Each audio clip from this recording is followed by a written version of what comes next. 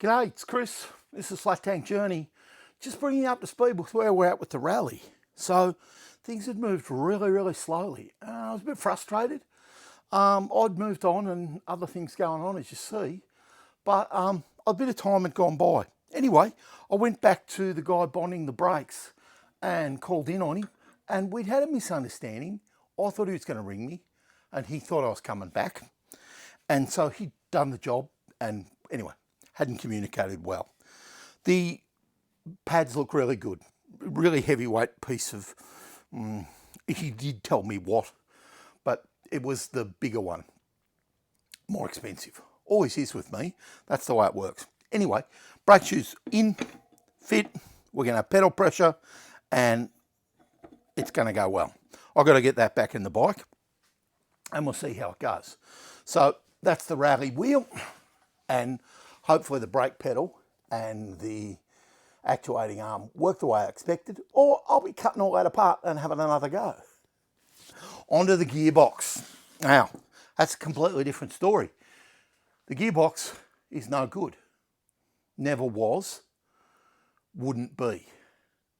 Couldn't be. One of the gears is wrong. At least one is wrong. The dogs, I call them, on the back of the gear that mesh with the other gear to change gears. One's got 3 dogs on it and, sorry, it has 4 dogs on it to go into 3 holes. Doesn't work.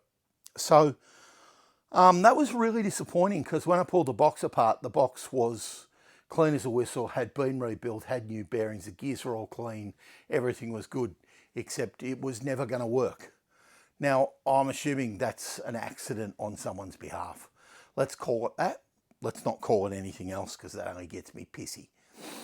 So the gearbox has gone to a mate who pulled it all apart and worked that out. I didn't really see it because I wasn't even thinking about it. He just pulled it apart and said, that ain't going to work. He's taken it to another friend of his who has a, he described it as a bucket full of lightweight Sturmey Archer gearboxes and parts.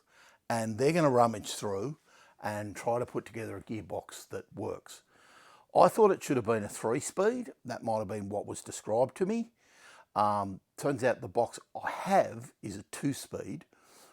I'm not offended by it, but I'm concerned that it doesn't function.